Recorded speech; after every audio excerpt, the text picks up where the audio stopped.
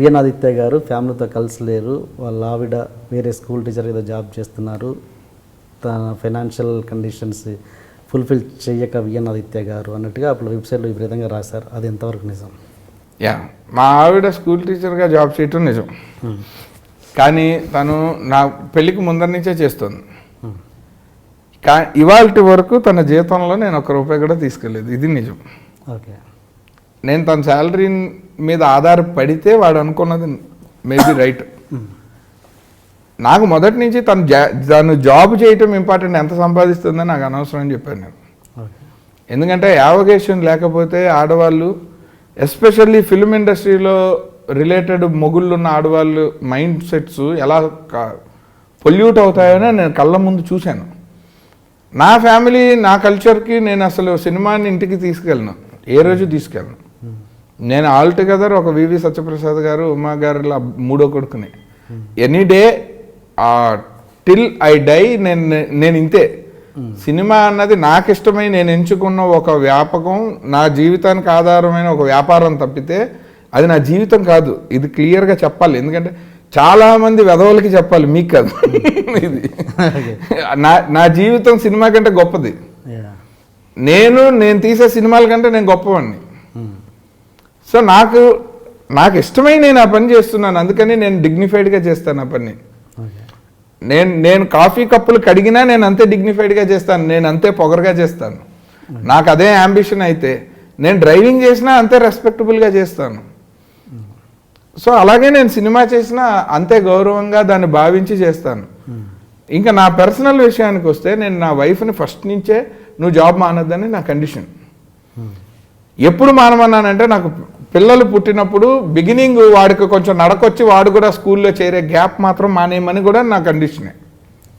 ఎందుకంటే ఆ టైంలో పిల్లాడికి అవసరం, వాడు స్కూల్కి వెళ్ళినప్పుడు మళ్ళీ జాయిన్ అయిపో.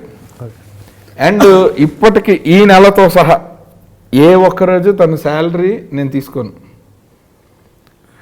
నాకు ఇష్టమయ్యో తనకి ఇష్టమయ్యో ఖర్చు పెడితే పెట్టచ్చు, అడిగి నీ జీతం నాకు ఎంతో కూడా నేను అడగలేదండి. తను ఇన్నేళ్ళ టీచింగ్ ఎక్స్పీరియన్స్లో ఎంత సంపాదిస్తుందో మీరు ఇప్పుడు అడిగితే నాకు తెలీదు. నేను మా అన్నయ్యలది అడగను, మా వదినలది అడగను. అలా చూసుకుంటే మా పెద్ద వదిన షీఈ్ వర్కింగ్, మా రెండో వదిన షీఈ్ వర్కింగ్. నా వైఫ్ వర్క్ చేయటం మాత్రమే ఒక హెడ్లైన్లో టాపిక్ ఎలా అంటే బికాజ్ నేను డైరెక్టర్ కాబట్టి. సో అది నేను పెద్ద పట్టించుకోను. ఫ్యామిలీతో కలిసి లేనంటే మా ఇంటికి వచ్చింది, ఇప్పుడే తీసుకెళ్తాను. ఎందుకు వచ్చాయి మరి ఆ రూమర్స్? నాకేం తెలుసు సార్, రాసిన వాడిని అడగాలిగా. అంటే మీరు ఒక పక్క ఒక ఫేమస్ ఇండస్ట్రీలో ఉన్న ఒక ఫేమస్ సెలబ్రిటీతో మీకు అఫేర్ ఉందని, అది కారణమైందన్నది ఎంతవరకు నిజం? నాకు అసలు దాని గురించి మాట్లాడటం కూడా ఇష్టం లేదు సార్. నేనేమీ కామెంట్ చేయను, ఎందుకంటే ఆ పర్టికులర్ టాపిక్ గురించి విసిగిపోయి ఉన్నాను నేను. అదొకటే నేను అనుకోవటమే నాకు చిన్నతనంగా ఉంది. సో నాకు అది దాన్ని మనం ఎంత మాట్లాడుకోకుండా ఉంటే అంత బెటర్. అండ్ నా ఫోకస్ అండ్ నా లైఫ్ ఇస్ టోటలీ డిఫరెంట్. నేను ప్రస్తుతం ఇప్పుడు రైట్ నౌ టిఎన్ఆర్ గారితో మాట్లాడుతున్నప్పుడు నేను ఒక తాదాత్మ్య స్థితిలో ఉన్నాను, అన్నింటికి అతీతంగా ఉన్నాను. మీరు అనుకుంటున్న ఏ సెలబ్రిటీతో నేను టాకింగ్ టర్మ్స్లో కూడా లేను. సో ఐఎమ్ లీస్ట్ బోదర్డ్, నేను అసలు పట్టించుకోను. ఓకే, అంటే ఇది కన్క్లూజన్ వస్తుందని ఇంకా ప్రతి ఒక్కరు రాస్తున్నారు కదా, దీని మీద ఫైనల్ కన్క్లూజన్ సార్? అది రాసేవాడి సంస్కారం సార్, ప్రతి ఒక్కరిని నేను కరెక్ట్ చేయలేను. అండ్ నేనుగా ఎవరికి ఆన్సరబుల్ కాదు. నేను నా సినిమాలు దర్శకుడి తాలూకు వ్యక్తిగత సంస్కారం అని నమ్మేవాడిని నేను. సో న్యాచురల్లీ ఒక జర్నలిస్ట్ రాసే రాతలు వాడి సంస్కారం అని కూడా నమ్ముతాను కదా.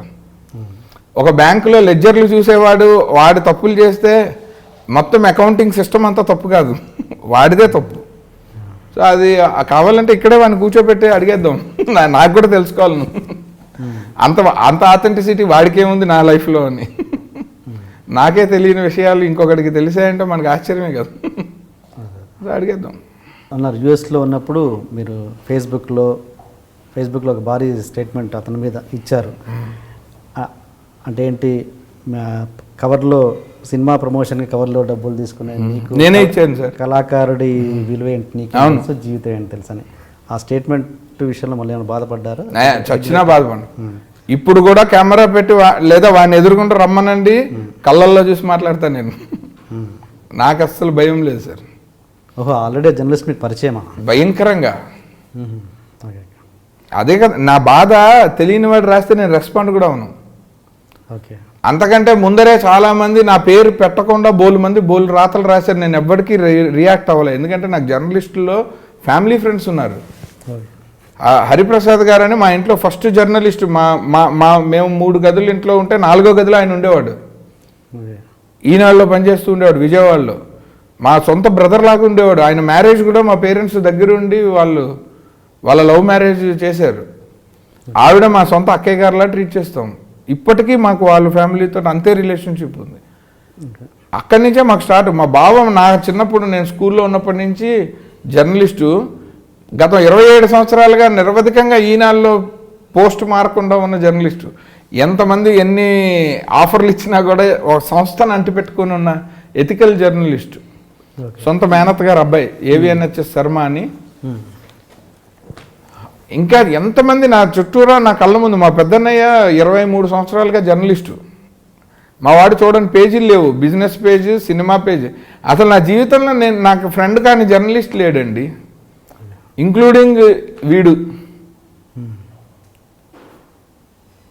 తర్వాత నేను యుఎస్లో ఉండగా ఎవరో మా కజిన్ని అసలు వాడిని ఎవరో ఒకళ్ళు రీచ్ అయ్యి వాడికి అసలు ఎందుకు రాశాడో కనుక్కున్నారా కనీసం? వాడి వెనకాల ఎవరైనా ఉన్నారా? లేకపోతే వాడు ఎందుకు సడన్గా ఇంత నా మీద నేను ఎవరి జోలికి నేను వెళ్ళలేదు. నా మానాన్ని నేనేదో నా పొట్టకూటి కోసం, నా ఫ్యామిలీ, నా కెరీరు, నా ఫ్రెండ్సు, నా అంబిషన్స్ కోసం నేను ఎక్కడో దేశం కాని దేశంలో నా స్ట్రగుల్స్లో నేను ఉంటే ఈజ్ ఇట్ దట్ ఈజీ అండి leaving all your family members and అక్కడికి వెళ్ళి నేను మళ్ళీ లైఫ్ను కొత్తగా పర్సూ చేయటం.